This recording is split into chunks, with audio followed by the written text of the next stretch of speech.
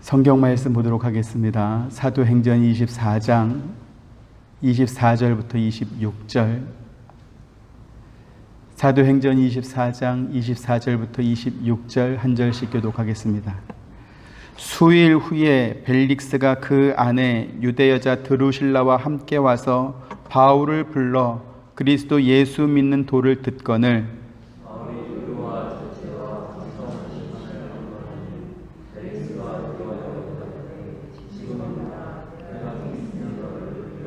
같이 동시에 또 바울에게서 돈을 받을까 바라는 고로 더 자주 불러 같이 이야기하더라. 아멘. 대제사장 아나니아와 그가 고용한 변호사 더둘로와 함께 바울을 총독 벨릭스에게 고발을 했지만 벨릭스 총독은 바울에 대한 판결을 연기하고 제한적이나마 일정 부분 자유를 허락해 줍니다. 벨릭스가 이렇게 판결을 내리지 않고 유예한 이유에 대해서 성경은 이렇게 말씀하고 있습니다. 22절 같이 보시죠. 벨릭스가 이 도에 관한 것을 더 자세히 아는 고로 연기하여 이르되 천부장 루시아가 내려오거든 너희 일을 처결하리라 하고 이랬습니다. 지금 벨릭스가 말한 이 도는 바울이 전하는 복음을 가리켜 말합니다. 그러면 이 벨릭스 총독은 어떻게 사네드린 공회의 의장인 대제사장이나 혹은 그를 고발하고 있는 사두개인 무리들 혹은 유대 장로들보다 바울이 전하는 그 복음을 더 잘 알 수 있었을까라는 그런 의문이 생깁니다. 성경학자들은 가이사랴에서 복음을 전했던 7 집사 가운데 한 사람이었던 빌립을 주목합니다. 가이사랴는 헤롯 대왕이 로마의 황제였던 아우구스투스를 기념하기 위해 만든 도시 이름입니다. 로마 황제는, 그러니까 이집트의 황제는 우리가 보통 바로라고 알고 있죠. 로마 황제는 가이사 이렇게 부르는데, 그래서 로마 황제 아우구스투스를 기념하기 위해서 만든 도시가 가이사랴입니다. 이 가이사랴는 사마리아 이 도시의 북서쪽에 지중해 연안에 붙어 있는 그러한 도시였습니다. 그리고 이 가이사랴는 헤롯 대왕과 그의 아들 헤롯 아그리파 1세가 통치하던 시기에 유대 수도였습니다. 그렇다 보니까 그리스인과 로마 사람들이 이렇게 빈번히 찾는 당시 로마 권력의 핵심부이기도 했습니다. 이 가이사랴에 그리스인이나 로마인들이 많이 찾아왔다라는 것은 또 무슨 의미냐 하면 민족주의와 선민의식이 특별했던 이 유대 민족들과 그리고 이방에서 온 사람들 사이에 다툼과 갈등이 벌어질 요소가 늘 상존했다. 항시 그러한 일이 있을 수 있었다라는 그러한 의미이기도 합니다. 그렇다 보니까 역사 기록에 의하면 이 다툼으로 인해서 유대인 2만 명이 죽은 적도 있다. 이렇게 또 기록되어 있습니다. 이처럼 유대인과 이방인들 사이에 긴장감이 이렇게 팽팽하던 이 도시에 빌립 집사가 있었던 것입니다. 빌립은 복음의 불모지와 같던 이 사마리아에서 복음을 전했을 때 그 성에 큰 기쁨이 있더라라고 말할 만큼 복음 전도 사역을 아주 잘했던 그런 사람입니다. 그리고 빌립이 전했던 이 복음은 당시 대제사장 사두개인의 무리나 혹은 바리새인들이 전했던 그런 율법과 비교했을 때 그 전하는 내용과 그들이 살아가는 삶의 방식이 전혀 달랐던 것이죠. 이런 상황에서 유대 지역을 총괄하는 이 총독 벨릭스는 자기가 관할하는 지역의 이 종교적 상황에 대해서 충분한 정보를 가지고 있었을 그러한 가능성이 높습니다. 사두개인과 바리새인들이 믿는 유대교, 그리고 빌립이 전하는 이 복음을 들은 사람들, 기독교인들 사이에 무엇이 다른지 어떤 정보가 있었을 거다라는 것이죠.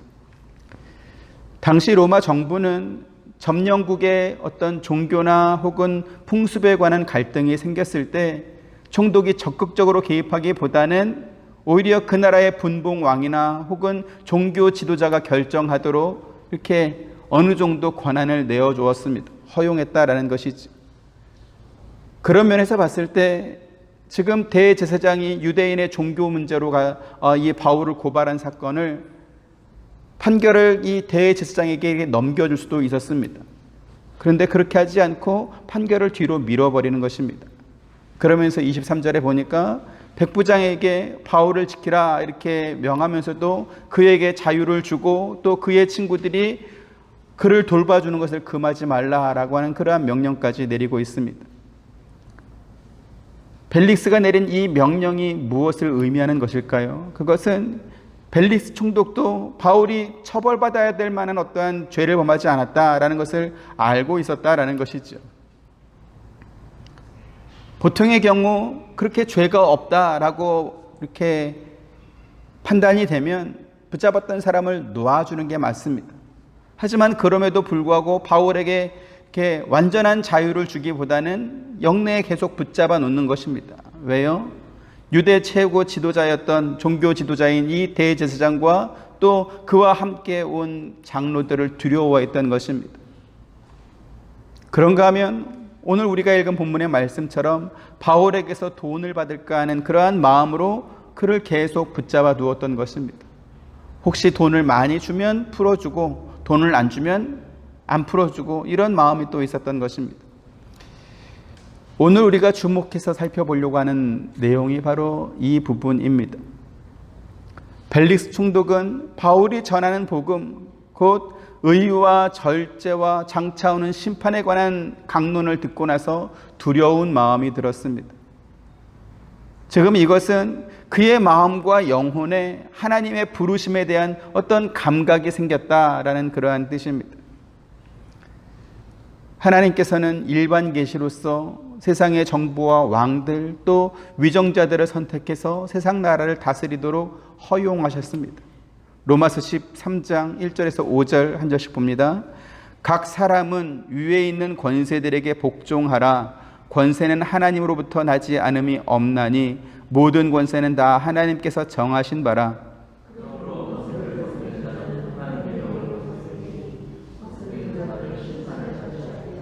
다스리는 자들은 선한 일에 대하여 두려움이 되지 않고 악한 일에 대하여 되나니 네가 권세를 두려워하지 아니하려느냐. 선을 행하라. 그리하면 그에게 칭찬을 받으리라.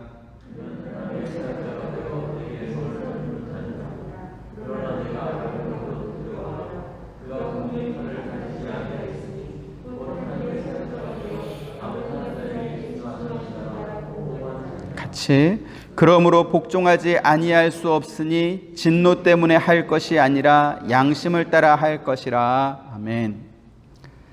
하나님께서 왕과 위정자를 세워서 세상을 다스리도록 하신 것은 인간의 타락 때문에 그렇게 하신 것입니다. 하나님께서는 사람들의 방탕함이 억제되고 또 모든 것이 선한 질서로 그들 가운데 행해지도록 세상의 법률과 또 정책에 의해서 다스려지기를 원하셨던 것입니다. 인간은 어떤 존재입니까? 자기를 만드신 하나님마저도 배신하고 반역할 만큼 그 오만함과 또 자기를 높이는 마음이 특별한 그러한 존재입니다. 그래서 하나님께서는 사람이 위에 있는 권세에 복종하는 이 연습을 통해서 인간이 하나님께 순종하는 법을 배우길 원하셨던 것입니다.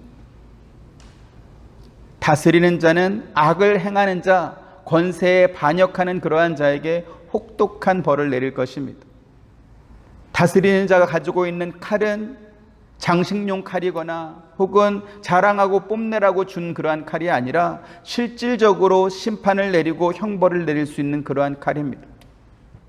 그렇기 때문에 악을 행하는 사람들은 통치자가 가진 이 칼을 두려워하는 것이 마땅한 것이죠. 자, 그러면 통치자는 자기가 가진 그 권력, 그 칼을 마음대로 막 휘둘러도 괜찮은 것일까요? 그렇지 않다라는 것입니다.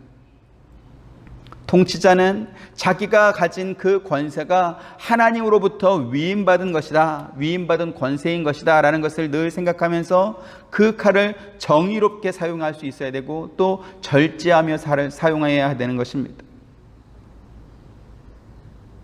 예를 들면 하나님께서는 타락한 이스라엘 유다를 훈련시키고 야단치는 도구로 바벨론을 사용하셨습니다. 하지만 이 바벨론 나라가 하나님으로부터 위임받은 그 권세, 그 칼을 정의롭지 않게 사용하고 절제하지 않고 막 휘둘러 사용한 것 때문에 하나님께서는 바벨론을 멸망시키셨습니다. 예레미야 51장 8절부터 10절, 바벨론이 갑자기 넘어져 파멸되니 이로 말미암아 울라. 그 상처를 위하여 유향을 구하라. 혹 나으리로다.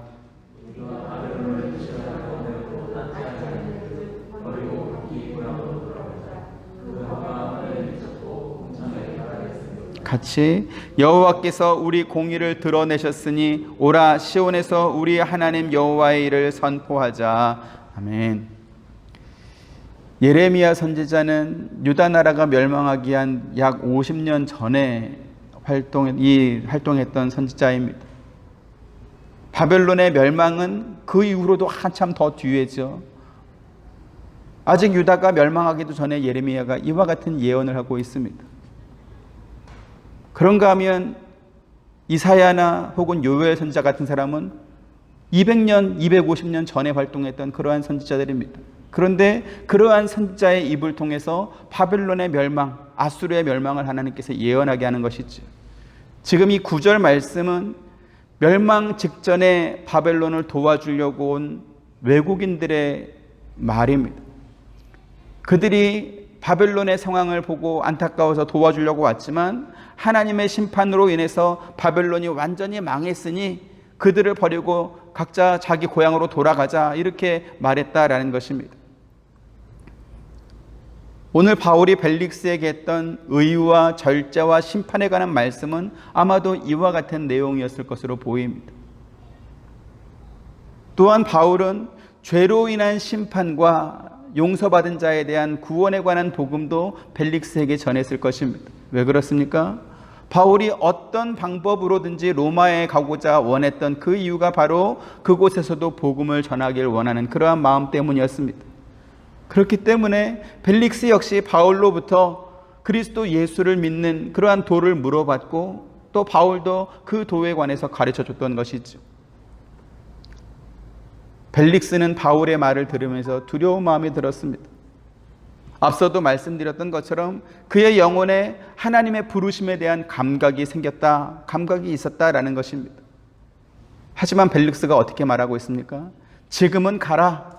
내가 틈이 있으면 다시 너를 부르리라. 이러면서 하나님의 부르심에 응답하지 않는 것입니다. 대신에 어떻게 합니까? 바울에게서 돈을 받을까 바라는 마음으로 더 자주 불러서 이야기했다. 그 말은 뭡니까? 복음에 대해서 듣는 것은 거절하지만 돈을 받을까 바라는 그러한 마음으로는 자주 불러서 그 돈 이야기는 많이 했다라는 것이죠. 이것이 바로 안타까운 부분입니다. 구원과 영생으로 인도하시는 하나님의 부르심에 대해서 언젠가 틈이 생기면, 내 마음이 열리면 내가 다시 들어보마 이러고 뒤로 자꾸 미루어 버리는 것입니다. 하지만 돈을 바라고 욕심을 채우는 그러한 일에 대해서는 더 자주 만나서 기회를 만들고 시간과 노력을 들여서 어떻게든지 그것을 얻어내려고 하는 것입니다. 자, 그러면 돈을 바라는 이 벨릭스의 이러한 문제는 그 사람 한 사람에게만 해당하는 것일까? 그렇지 않다라는 것이죠.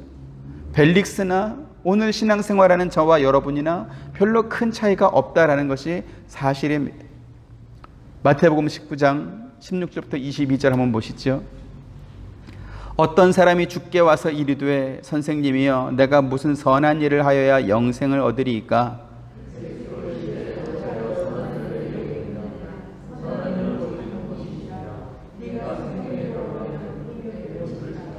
이르되 어느 계명이오니이까? 예수께서 이르시되 살인하지 말라, 간음하지 말라, 도둑질하지 말라, 거짓 증언하지 말라.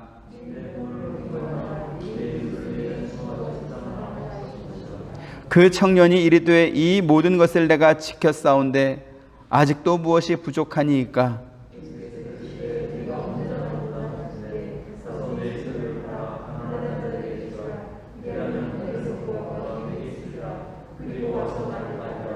같이 그 청년이 재물이 많음으로 이 말씀을 듣고 근심하며 가니라. 아멘. 지금 어떤 사람, 어떤 청년이 예수님께 나와서 내가 어떻게 하면 영생을 얻을 수 있습니까? 묻고 있습니다. 이 사람은 율법에 명하신 모든 계명을 다 지켜 행했던 모범적인 신앙인이었습니다. 그 사람은 아주 어렸을 때부터 그 모든 계명을 잘 지켜 행했기 때문에 적어도 신앙적인 면에 있어서는 부족함이 없다라고 자부할 만큼 자신만만했던 그런 사람입니다. 하지만 예수님께서 뭐라고 말씀하십니까? 네가 온전한 신앙을 원한다면 네 소유를 팔아서 가난한 자들에게 주고 그 뒤에 너는 와서 나를 따르라, 이렇게 말씀하면서 그의 부족한 면을 가르쳐주고 있습니다. 예수님의 말씀을 들은 이 청년은 재물이 많은 고로 근심하며 돌아갔다, 이렇게 성경은 말합니다. 문제는 지금 마태복음 19장의 이 말씀이 오늘날 교회에서 잘못 이해되고 잘못 해석되고 있는 대표적인 말씀이다라는 것이죠. 그 청년이 돌아간 이후에 예수님께서 제자들에게 이렇게 말씀하십니다. 마태복음 19장 23, 24절, 예수께서 제자들에게 이르시되 내가 진실로 너희에게 이르노니 부자는 천국에 들어가기가 어려우니라.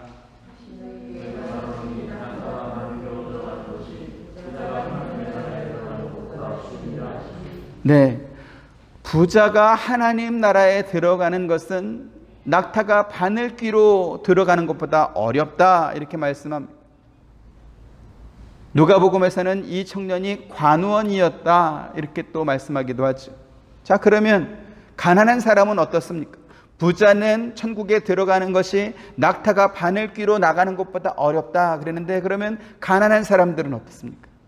부자가 아닌 사람, 관원이 아닌 사람, 아무 권력이 없는 일반 시민들은 가만히 있어도 천국에 들어가게 되는 것입니까?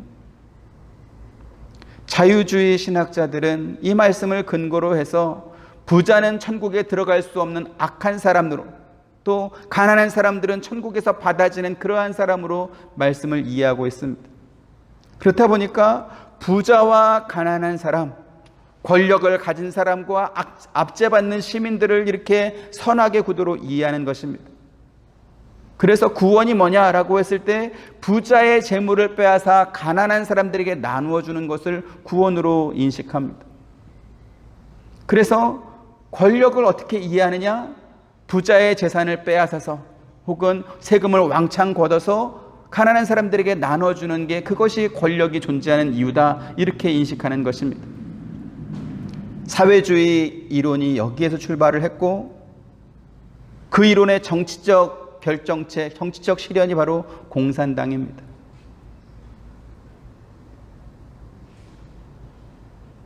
왜 이렇게 사회주의에 빠진 목사들이 많았을까? 고민하고 생각해 봤을 때 바로 이와 같은 해석에서 그들이 근거하기 때문에 그렇습니다. 국가가 존재하고 권력이 존재하는 이유가 뭡니까?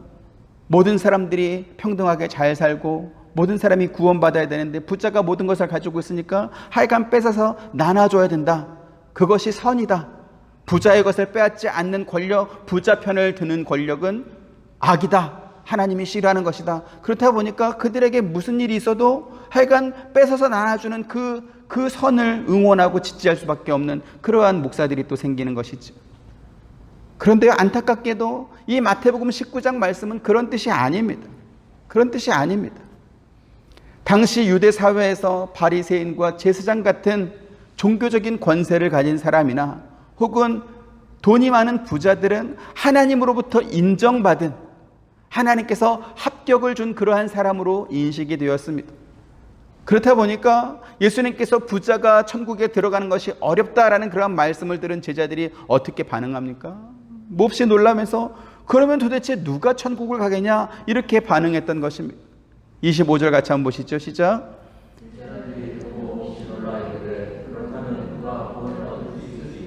네, 그렇다면 누가 구원을 얻을 수 있으리까? 부자는 하나님께서 허락해 줘야 되는 건데 그 하나님의 허락을 받은, 하나님의 인정을 받은 부자도 천국을 못 가면 그러면 누가 천국을 갈 수 있겠냐, 이렇게 놀랐던 것이죠. 예수님께서 이 청년에게 하신 말씀의 핵심은 뭐냐 하면 네 재산을 팔아서 가난한 사람들에게 나눠줘라. 이게 핵심이 아니라 너는 나를 따르라입니다. 이걸 알아야 되는 것이죠. 그래서 베드로가 예수님께 했던 말도 뭐냐면 28절 같이 봅니다. 시작. 베드로가 여짜오되 보옵소서 우리가 우리의 것을 다 버리고 주를 따랐나이다. 뭐라고요? 주를 따랐나이다. 예수님께서 부자 청년에게 너는 나를 따르라 이렇게 말씀했고 베드로도 우리가 주를 따랐나이다 이렇게 대답하고 있습니다. 그러면 베드로는 언제 주를 따랐습니까? 예수님의 제자들은 언제 주를 따랐습니까? 주님께서 부르시자 모든 것을 버려두고 주를 따른 것입니다. 마태복음 4장 19절부터 22절 말씀하시되 나를 따라오라 내가 너희를 사람을 낚는 어부가 되게 하리라 하시니 거기서 더 가시다가 다른 두 형제 곧 세베대의 아들 야고보와 그의 형제 요한이 그의 아버지 세베대와 함께 배에서 금을 깁는 것을 보시고 부르시니 예수를 따르니라. 네. 마태복음 19장 이 말씀이 부자 청년에게 너 가진 재물 다 가난한 사람에게 나눠줘라 여기에 핵심이 있는 게 아니라 뭐라고요? 너는 나를 따르라입니다. 너는 나를 따르라. 마가복음을 기록한 마가는 예수님께서 그 청년을 보시고 사랑하셨다 이렇게 기록하고 있습니다. 어려서부터 계명을 잘 지켰던 청년, 예수님을 찾아와서 구원과 영생에 관해서 물어볼 만큼 남다른 신앙의 열정이 있는 이 사람이니 얼마나 사랑스럽지 않겠습니까? 얼마나 기특했을까요? 그런데 이 청년은 나를 따르라 라고 하신 이 예수님 말씀을 듣고 나서 슬픈 기색을 띠고 근심하면서 집으로 돌아가고 말았습니다. 그 이유가 무엇입니까? 그 사람은 재물이 너무나 많기 때문에 그 재물을 포기할 수 없었던 것이죠. 오늘 우리가 읽은 본문에 등장하는 벨릭스 총독과 이 부자 청년의 반응이 비슷한 것입니다. 같은 맥락인 것이죠. 복음의 말씀을 듣고 두려워하는 마음이 생겼지만 그 말씀에 순종하고 싶은 생각은 없는 것입니다. 그래서 바울에게 한 말이 뭡니까? 내가 틈이 있으면 모든 환경과 조건이 갖춰지면 그때 다시 너를 불러서 내가 들어보마. 그때 한번 다시 생각해보마. 이런 것입니다. 이처럼 영적인 부르심에 대해서는 조금의 틈도 여유도 없는 사람이 돈을 받을까 바라는 그 마음으로는 바울을 자주 불러서 지금 대화하고 있는 것입니다. 오늘 우리가 우리 자신의 신앙을 되돌아보고 또 살펴봐야 되는 이유가 바로 여기 있습니다. 예수님께서 네게 있는 것을 다 팔아서 가난한 자들에게 다 나눠줘라. 그리고 와서 나를 따르라 라고 하신 이 말씀은 부자 청년에게만 해당하는 말씀이 아니다라는 것이죠. 우리 신앙에 있어서 가장 큰 문제가 무엇입니까? 오늘 주를 따르지 않는 것입니다. 오늘을 바치지 못하는 것입니다. 그런데요, 내일이라고 하는 이 시간은 오늘이 없다면 존재할 수 없고 기대할 수 없는 시간입니다. 내일이라고 하는 열매는 오늘 수고하고 오늘 심어야 기대할 수 있는 것입니다. 하지만 벨릭스 총독이나 이 부자 청년 그리고 오늘 신앙생활하는 우리 성도들은 어떻게 생각합니까? 오늘은 틈이 없어서 심지 못하지만 내일 여유가 생기면 그때 열심히 하겠다 이렇게 하는 것입니다. 오늘은 너무 바빠서 주님께서 요구하는 것을 하지 못하고 있지만 그러나 내일은 오늘 못한 몫까지 다 모아서 2배로 아니 10배로 20배로 그래서 내가 더 많이 채우겠다 이렇게 하는 것입니다. 그런데요, 이와 같은 말은 하나님도 속지 않을 뿐만 아니라 사람도 속지 않습니다. 우리 초등학교 시절을 이렇게 생각해 보면 방학이 되면 선생님이 꼭 내주는 숙제가 있었습니다. 어려운 숙제는 사실 아닙니다. 근데 그 숙제하는 사람이 많지 않았습니다. 뭐냐면 일기 쓰기입니다. 선생님이 일기에다가 무슨 대단한 논문을 요구하는 게 아니죠. 날짜 쓰고 요일 쓰고 날씨 쓰고 그날 뭐 했는지 뭐 2-3줄 혹은 1-2줄만 써도 그냥 인정해주는 그러한 일기입니다. 너무 쉽죠. 그런데 세상에서 제일 하기 힘든 숙제가 또 바로 일기 쓰기였습니다. 왜 힘들까요? 그건 너무나 쉽다 보니까 아이 내일 그냥 하지 뭐. 며칠 몰아서 하지 뭐. 달력도 있는데 며칠 몰아서 하지 뭐. 그러다가 결국은 못하는 것입니다. 그 쉬운 일기를 방학 기간 내내 못하다가 그래도 또 부지런한 애들은 어떻게든지 달력 보고 이렇게 쓰기도 하지만 저 같은 사람은 그냥 손바닥 몇 대, 엉덩이 몇 대로 그냥 끝내는 것입니다. 오늘 심지 않은 이 열매를 내일 열심히 했다고 거둘 수 있는 방법은 없습니다. 너는 나를 따르라 라고 하신 이 주님의 명령은 지금 바로 순종하는 것, 그것이 좋은 신앙인 것입니다. 그렇지 않으면 벨릭스 총독처럼 단지 두려워하고 떠는 것으로 끝나고 마는 것입니다. 바울을 만난 벨릭스 총독의 최대 관심사가 뭐였습니까? 돈이었습니다. 예수님을 만나서 영생에 관해서 물어봤던 이 청년도 슬퍼하며 근심하며 돌아갔던 이유가 무엇이었습니까? 재물이 많은 고로, 돈이 많은 고로였습니다. 우리가 창조주이신 하나님을 믿는 믿음이 있다 할지라도 우리가 세상을 사는 동안은 돈에 대해서, 먹고 사는 문제에 대해서 초월한 사람일 수는 없을 것입니다.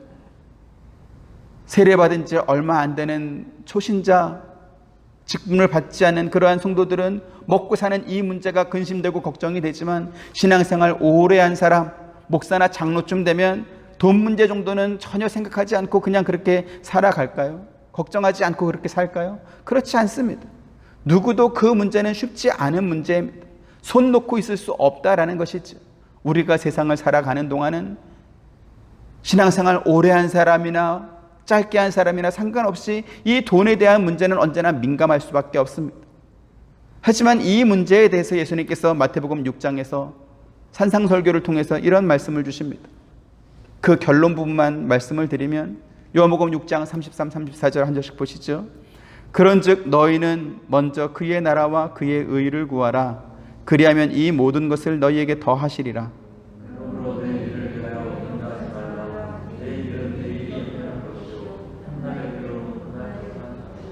네, 한날의 괴로움이 우리의 몫으로 견뎌져야 하는 그러한 일이 있을 수 있다라는 것이죠.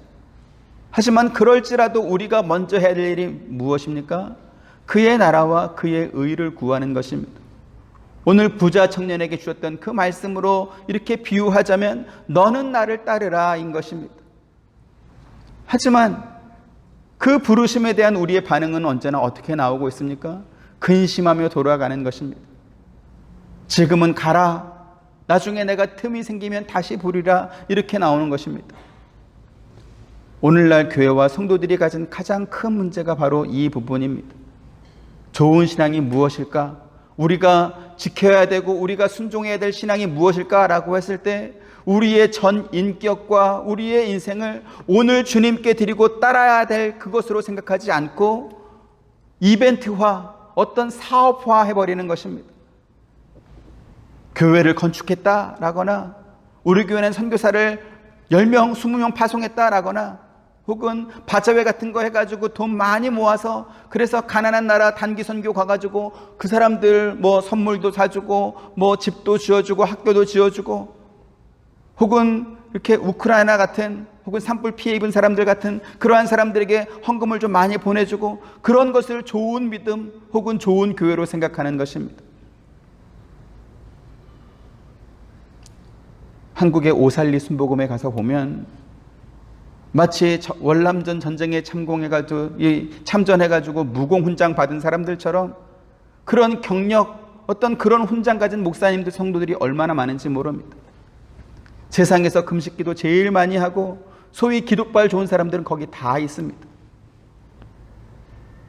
비유하자면 마치 이런 것입니다. 세상에서 공부 제일 열심히 하는 사람들은 어디 있을까요? 고시촌에 가 있습니다. 제일 열심히 하고 제일 똑똑한 사람들은 다 고시촌에 있습니다. 그러면 정말 공부 잘하는 사람은 어디 있을까요? 고시촌에 있을까요? 대기업에 있겠죠. 사법공무원이 됐든 행정공무원이 됐든 경찰공무원이 됐든 하여간 취직해서 거기 있겠지 고시촌에 있겠습니까?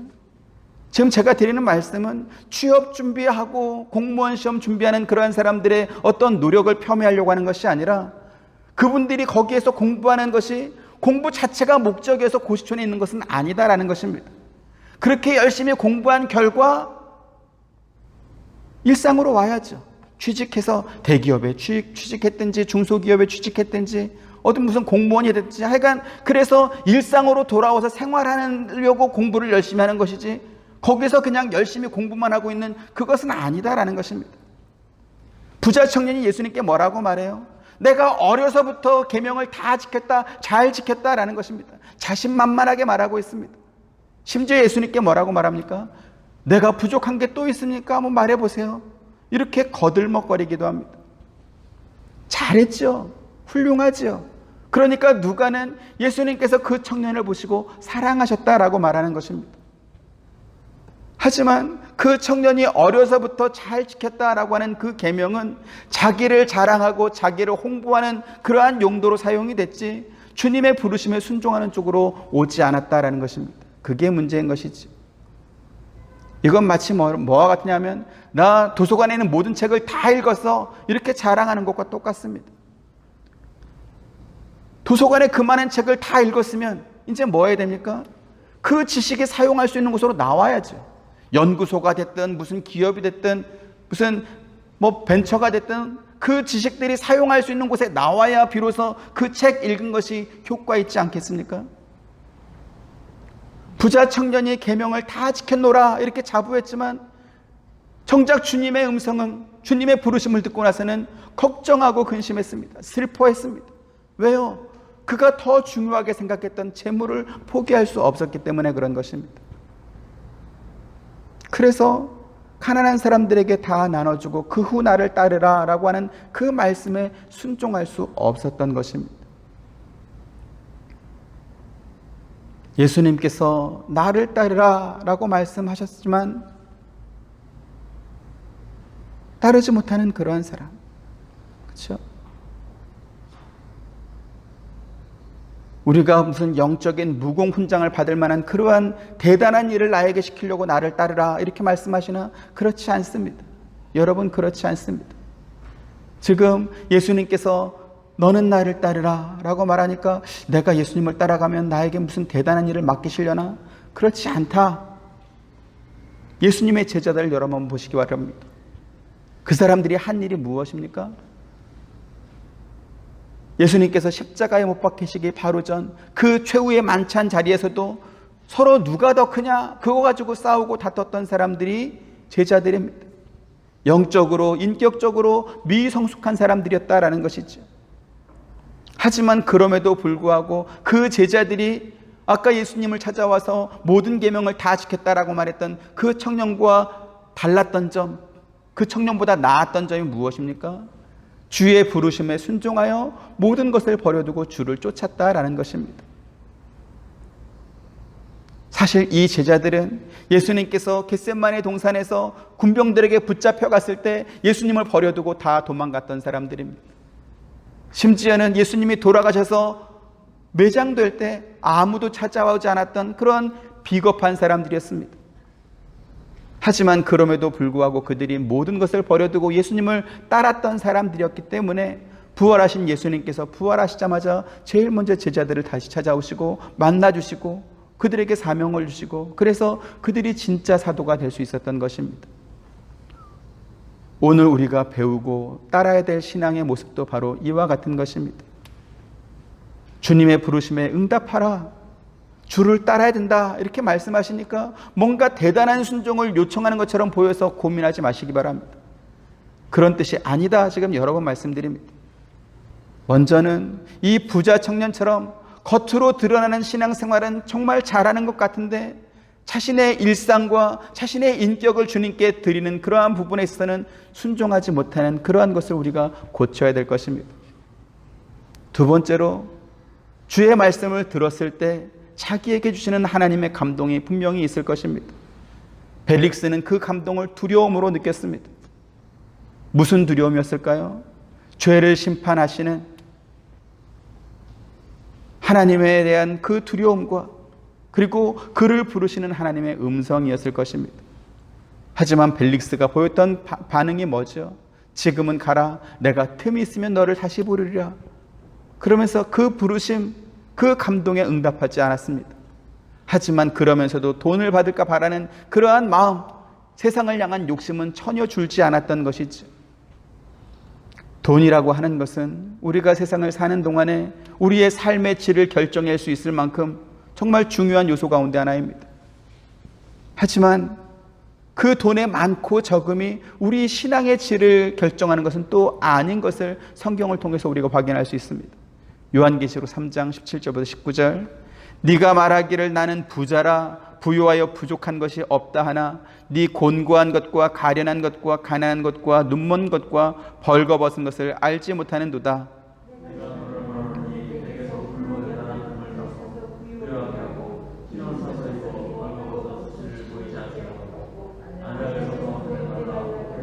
같이 무릇 내가 사랑하는 자를 책망하여 징계하노니 그러므로 내가 열심을 내라 회개하라. 아멘. 지금 이 말씀은 라오디게아 교회와 또 그 성도들에게 주신 책망이요 권면의 말씀입니다.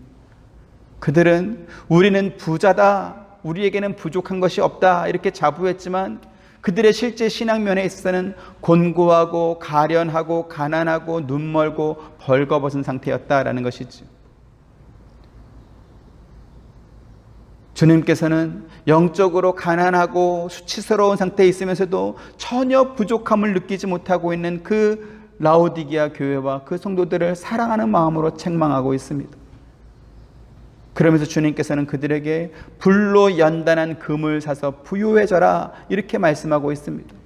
여기에 지금 불로 연단한 금은 시련을 가리켜서 말합니다. 시련은 뭐죠? 모든 것이 풍족하여 부족함이 없을 때는 전혀 느낄 수 없는 그러한 감정이 바로 시련입니다. 그에 반해 예수님께서는 심령이 가난한 사람이 복이 있다라고 말씀하면서 그러한 자, 천국이 그러한 자의 것이다 이렇게 말씀했습니다. 세상에서 부족함을 느끼지 못할 만큼 부유한 것, 그것은 모든 사람이 부러워할 만한 그러한 복이기는 하지만 그러나 우리가 천국을 소망하고 하나님을 의지하는 면에 있어서는 어쩌면 그것은 가련하고 가난한 것이 될 수도 있는 것입니다. 우리가 꼭 알아야 되는 건 뭐냐면 우리가 거하게 될 처소가 이 땅이 아니라 천국이다라는 것입니다. 성경은 우리의 육체를 가리켜서 무너질 장막집에 비유하고 있습니다. 이 육체의 장막집이 무너지고 나면 우리는 하나님께서 지으신 집, 영원한 집을 소유하게 될 것입니다. 비록 우리가 이 땅에 살면서 육체의 집에서 탄식할지라도 우리가 그럼에도 불구하고 기뻐할 수 있는 것은 하늘로부터 오는 우리의 처소, 곧 하늘의 몸을 우리가 입을 수 있게 되기 때문에 그렇습니다. 그리고 하나님께서는 그에 대한 보증으로 우리에게 성령을 보내주셨습니다. 비록 우리가 세상에 사는 동안 주와 따로 있을 수 있겠지만 그러나 그럼에도 불구하고 우리가 항상 담대할 수 있습니다. 왜 그렇죠? 그것은 우리가 보이는 것으로 살지 않고 믿음으로 살고 있기 때문에 그렇습니다. 그래서 바울은 믿음을 가진 성도들이 어떻게 세상을 살아가야 되는지에 대해서 이렇게 가르쳐 줍니다. 고린도후서 5장 16절 17절, 그러므로 우리가 이제부터는 어떤 사람도 육신을 따라 알지 아니하노라. 비록 우리가 그리스도도 육신을 따라 알았으나 이제부터는 그같이 알지 아니하노라.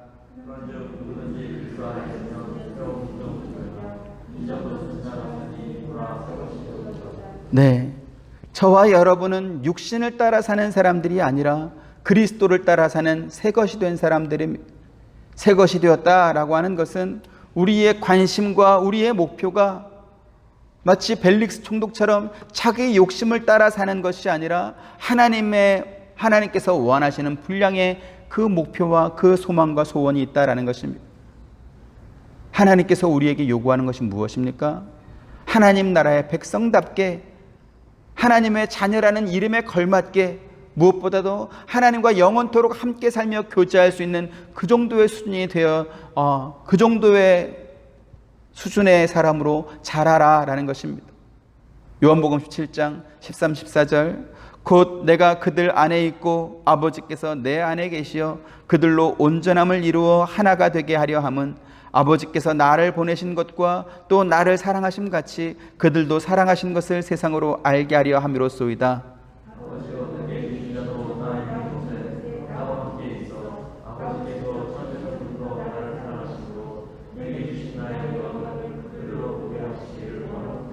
네, 아버지 하나님과 아들 예수 그리스도가 하나인 것처럼 그리스도께서 우리를 자기와 하나가 되게 해주셨습니다. 그리고 그리스도와 하나 된 우리들은 그 그리스도로 말미암아 하나님과 또 하나가 된 것입니다. 서로 다른 남녀가 결혼해서 둘이 한 몸이 되었다. 성경은 그렇게 말씀하시죠. 그랬을 때 그 한 몸은 육체가 이렇게 두 사람이 해가지고 새로운 하나가 됐다 이런 말이 아닙니다. 그렇죠? 생각과 목표와 또 마음이 하나가 되었다 그런 뜻 아니겠습니까?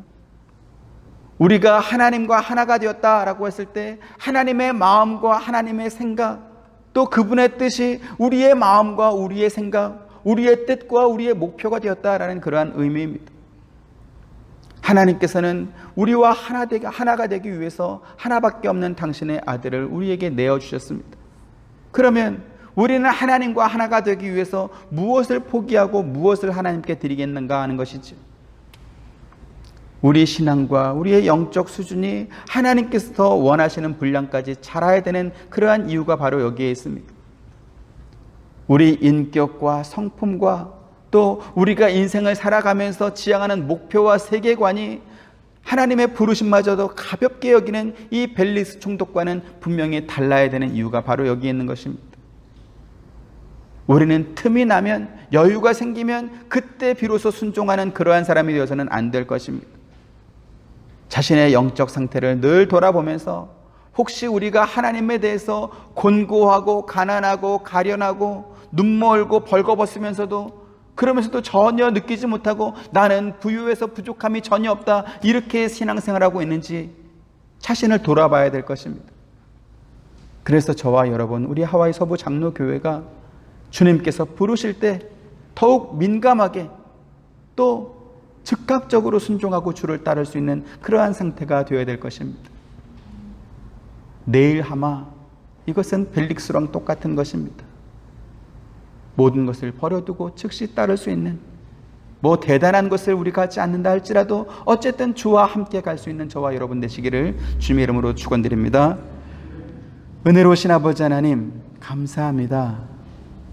우리가 무엇이고 한데 하나님께서는 우리를 부르십니까? 우리를 택하십니까? 그리고 우리에게 하나밖에 없는 당신의 아들을 보내주셨습니까?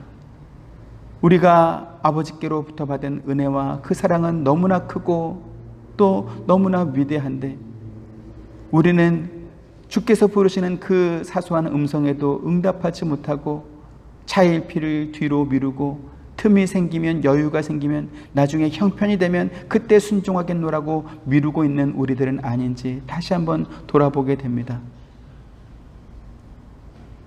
성경의 어리석은 자를 보면서 비웃고 판단하는 것은 잘하지만 정작 우리를 부르시는 하나님의 음성에 즉각적으로 순종하지 못하는 우리들을 책망하여 주옵시고 우리의 믿음을 새롭게 하시고 크게 하여 주셔서 주의 부르심에 우리도 즉시 순종할 수 있는 그러한 믿음을 더하여 주옵소서. 예수님의 이름으로 기도드립니다. 아멘. 지금은 우리 주 예수 그리스도의 은혜와 하나님의 크신 사랑과 보혜사 성령님의 감화감동 교통하심이 주의 부르심에 즉시 따르길 원하는 사랑하는 모든 성도님들의 머리 위에와 가정과 생업과 행하시는 모든 일들 가운데 지금부터 영원토록 함께 있기를 축원하옵나이다. 아멘.